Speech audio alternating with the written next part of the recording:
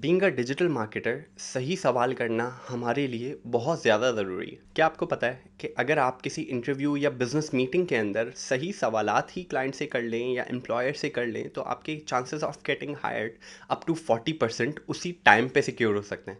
And let me tell you how I do it. मेरा नाम वजाहत है, मैं एक प्रोफेशनल डिजिटल मार्केटर हूँ और पिछले 7 साल के अपने एक्सपीरियंस में मैंने सीखा है कि सही सवाल करना और राइट स्ट्रेटजी के साथ मीटिंग में प्रिपेयर होके जाने से चांसेस ऑफ गेटिंग हायर्ड बहुत ज़्यादा बढ़ जाते हैं। देखें, other than building a good resume या गुड पोर्टफोलियो, जो कि मैं प्रीवियस वीडियोस में ऑलरेडी डिस्कस कर चुका हूँ, जो सबसे इंपॉर्टेंट फैक्टर होता है एक दफ़ा आप डोर स्टेप के अंदर आ गए और इंटरव्यू में या मीटिंग में बैठ गए, वो है asking the right question and being a solution provider. Being the problem solver is very important. अब तक के मेरे सक्सेस रेशो के हिसाब से अगर मैं किसी भी 10 इंटरव्यूज़ में जाके बैठ जाऊँ तो एटलीस्ट 7 टाइम्स मुझे जॉब ऑफर लाजमी आता है, रिगार्डलेस वो मैं एक्सेप्ट करना चाहूँ या ना चाहूँ। एटलीस्ट 70% मैं बिजनेस मीटिंग्स को या फिर जॉब्स को लाजमी क्रैक कर लेता हूँ। अब दिस कैन बी लक, क्योंकि हो सकता है मैं बहुत ज़्यादा इंटरव्यूज़ दे रहा हूँ, या it can be attributed to कि मैं ये दो अप्रोचेस फॉलो करता हूँ किसी भी बिजनेस मीटिंग या इंटरव्यू के अंदर, जो कि मैं आज आपको सिखाना चाहता हूँ। जैसे ही आपने एक अच्छी रेज्यूमे और पोर्टफोलियो प्रोवाइड की और आपको बुला लिया गया, इसका मतलब है कि वो कुछ हद तक सेटिस्फाइड हैं, जो वो शख्स ढूंढ रहे हैं, और जो एट्रीब्यूट्स आपके अंदर हैं वो कुछ हद तक तो क्रॉस मैच कर रहे हैं, वरना आप उस जगह पे नहीं बैठे हुए होते। अब हमें सिर्फ अपने अंदर ये कॉन्फिडेंस लेके आना है कि हम सही तरीके से अपने आप को प्रेजेंट कर सकें और शोकेस कर सकें कि yes, I am the right person to solve your exact problem. ये किस तरीके से होगा कि सबसे पहले तो इंटरव्यू में जाने से पहले हमने कुछ प्रिपरेशन कर लेनी है। अच्छा, ये जो एक ट्रिक है इससे बहुत ज़्यादा फ़र्क पड़ा है एटलीस्ट मेरे करियर के अंदर।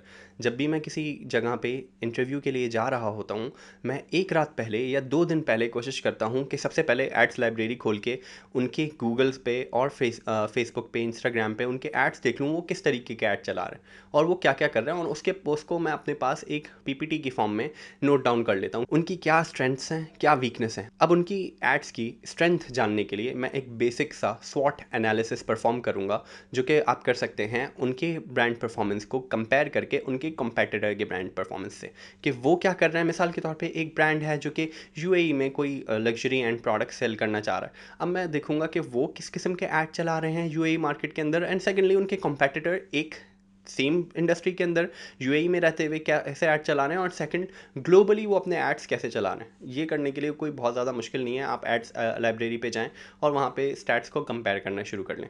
इसके अंदर आप ट्रेंड देखना शुरू करें कि क्या कोई एक ऐसा ट्रेंड है या सिमिलैरिटी है जो कि कंपेटिटर अपने सारे एड्स के अंदर यूज़ करने की कोशिश कर रहा है, या फिर 2 या 3 कंपेटिटर्स सेम तरीके से उस प्रोडक्ट को पिच कर रहे हैं। अगर वो ट्रेंड है तो क्या मेरा क्लाइंट भी उस ट्रेंड को फॉलो कर रहा है या नहीं। तो ऐसा क्या डिफरेंशिएटिंग फैक्टर हो सकता है आपके क्लाइंट के प्रोडक्ट के लिए, जिसको आप मार्केट में प्लेस करें तो आपके कंपेटिटर के एड से आपकी चीज़ मुख्तलिफ दिख रही है। ये प्रेजेंटेशन बहुत ज़्यादा ज़रूरी है। इसमें आपको बहुत ज़्यादा अच्छा बनाने की भी ज़रूरत नहीं है। आपको बस जितना आता है ना स्किल सेट, उस हिसाब से आप उसको परफॉर्म करें।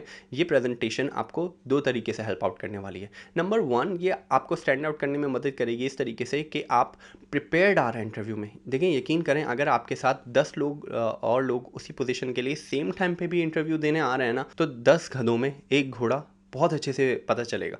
वो देख सकते होंगे कि भाई ये एटलीस्ट आने से पहले मेरी कंपनी के बारे में सर्च करके आया है, ये ग्लोबली सर्च करके आया है, इसने मुझे एक छोटा सा डेमो दिया है कि क्या क्या चीज़ें मैं और डिफरेंट कर सकता हूँ। आपकी क्रिएटिविटी, आपके आइडियाज़ इंटरव्यू पार्ट पे ही पता चल रहे होंगे।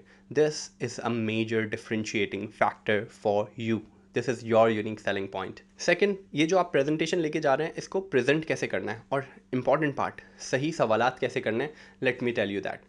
जैसे ही आप इंटरव्यू में जाके दरवाज़ा खोल के इंट्रोडक्शन करा के ग्रीटिंग्स करा के बैठ गए, आप उसने आपको पूछा okay tell me about yourself, आपने कोशिश करनी है इसके अंदर छोटा सा अपना इंट्रोडक्शन दें, और ऐसा इंट्रोडक्शन दें जो कि बहुत ज़्यादा रिपीटेटिव ना दिखे और रेज्यूमे से ही ना दिखे।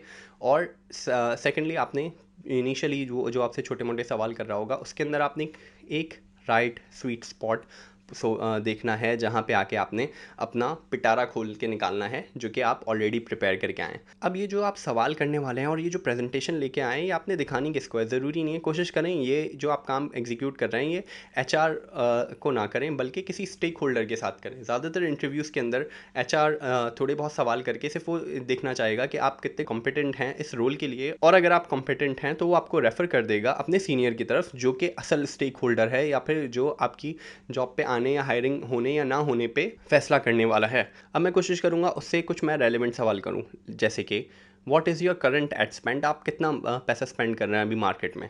और मैं उसको कंपेयर करूँगा कि अच्छा मैंने आपके कंपेटिटर्स देखे थे, मेरे अंदाजे के मुताबिक वो ये चीज़ें डिफरेंट कर रहे हैं। फिर मैं उससे पूछूंगा क्या आपको अपनी कॉस्ट पर एक्विजिशन पता है, एक कस्टमर को क्लोज करने में आपकी जेब से कितने पैसे खर्च हो रहे हैं। Now there are two possibilities, either उसको पता होगा और वो आपको बोलेगा हाँ हमें पता है, बहुत ज़्यादा अच्छी नहीं है बुरी नहीं है। अगर वो आपको नंबर डिस्क्लोज नहीं करना चाह रहा तो वो थोड़ा सा दाएं बाएं करने की कोशिश करेगा।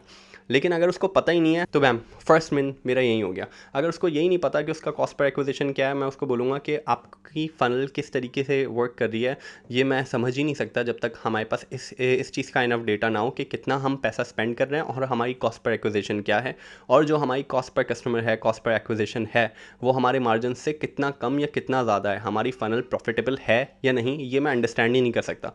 इसको फिक्स करने के लिए these are my solutions. If you don't mind, let me show you something. Then I would pull my laptop or my phone and show them my short presentation. देखें ये आपके ब्रांड का एक छोटा सा SWOT एनालिसिस है, इसके अंदर ये आपकी स्ट्रेंथ हैं, ये आपकी वीकनेस हैं, ये चीज़ें अगर आप फिक्स कर लें तो आपके लिए अच्छा हो सकता है। या फिर मैं उसको बताऊंगा कि अगर आपको अपनी फ़नल सही तरीके से बिल्ड करनी है तो आपका ब्रांड ये कर रहा है, आपके कॉम्पिटिटर्स का ब्रांड ये कर रहा है, this is what we will do differently. The moment you approach to this point, आपने उससे राइट सवाल किया और आपने उसको किसी तरीके से अपनी प्रेजेंटेशन जो है वो पिच कर दी। Now he is presuming you as the problem solver, not a trouble maker. अब आप एक ऑर्डिनरी कैंडिडेट नहीं रहे, आप उसके पास एक सोल्यूशन लेके आए हैं और आप उससे राइट सवाल पूछ रहे हैं, उसको लाजमी आप याद रहेंगे। और मेरे तो एटलीस्ट हर इंटरव्यू के अंदर मैं इंश्योर करता हूँ कि उसको याद रहे कि मैंने उससे क्या सवाल पूछा था और मैं कुछ प्रिपेयर करके लेके आया था एडवांस में। इससे होगा ये कि one you will get short listed and second at the time of negotiating your salary ये आपको बहुत ज़्यादा फ़ायदा देगा। मैं आपको अपनी पर्सनल एग्जांपल से बताता हूँ। अभी रिसेंटली मैंने अपनी जॉब शिफ्ट किया है एक नए ब्रांड के लिए। इस ब्रांड के लिए जैसे ही मुझे इंटरव्यू कॉल आया, सिर्फ मैंने इंटरव्यू पे जाने से एक रात पहले 3 घंटे लगाए, उसके अंदर मैंने इनकी ब्रांड के ऊपर एक शॉर्ट प्रेजेंटेशन बनाई कि आपका ब्रांड कहाँ पे सही चीज़ें कर रहा है, कहाँ पे गलत चीज़ें कर रहा है और कौन से प्लेटफॉर्म पे आपकी प्रेजेंस नहीं है लेकिन आपके कॉम्पिटिटर्स की तो वहाँ पे प्रेजेंस है। ये एक छोटी सी मैंने चीज़ करी। When I went for interview, मैंने उनसे पूछा प्रॉपरली कि आपको पता है आपकी कॉस्ट पर एक्विजिशन क्या है, क्या आपको पता है कि आपकी कॉस्ट पर एक्विजिशन आपके मार्जिन से कितने नीचे कितनी ऊपर है, या आपकी फ़नल कितनी प्रॉफिटेबल है। And they were like we don't know this exactly. Then मैंने उनसे पूछा उनकी वेब ट्रैकिंग और एनालिटिक्स के हवाले से कि क्या वो कन्वर्जन्स प्रॉपर्ली ट्रैक कर पा रहे हैं, क्या उनका एट्रीब्यूशन मॉडल सही से बना हुआ है, यानी कि वो इन 4 प्लेटफॉर्म्स पे मार्केटिंग कर रहे हैं, इनमें से कौन से प्लेटफॉर्म पे सबसे ज़्यादा कन्वर्जन आ रही है और वो कन्वर्जन प्रॉपर्ली पिक्सल के थ्रू कम्युनिकेट बैक भी हो रही है उस प्लेटफॉर्म को। क्या उसको प्लेटफॉर्म को पता चल रहा है जो मैंने 1000 कस्टमर आपकी वेबसाइट पे भेजे थे उनमें से कितने परसेंट एक्चुअली कन्वर्ट हो गए और उन कन्वर्जन्स का रेवेन्यू के ऊपर कितना इम्पैक्ट बना। And then after showing them the short presentation I ask them आप मुझे एक पेपर और पेंसिल दें, और मैंने उनके सामने स्टेप्स लिखे। एक छोटी सी 8 to 9 पॉइंट्स की मैंने स्ट्रैटेजी उनको लिख के दी कि सबसे पहले आपको क्या फिक्स करना चाहिए, सेकंड फेज़ में क्या फिक्स करना चाहिए, थर्ड फेज़ में क्या फिक्स करना चाहिए। ये एक प्रॉपर स्ट्रैटेजी के पॉइंट्स बना के मैंने उनको दिया और उनको मैंने बोला कि आप मुझे यहाँ हायर करें, किसी को भी हायर करें, this is the solution for your problem. They wanted to hire me right on that spot. Only took 4 to 5 days because I wanted to negotiate properly कि मुझे क्या चाहिए और क्या नहीं। लेकिन इस सोल्यूशन से उनको दिखा कि अच्छा I can actually solve the problem, I have a plan, और वो प्लान उनको भी प्रॉपरली समझ में आया। That help me a lot in my last interview and I hope so this approach will help you guys too. अपना बहुत ख्याल रखिए। अल्लाह हाफिज़।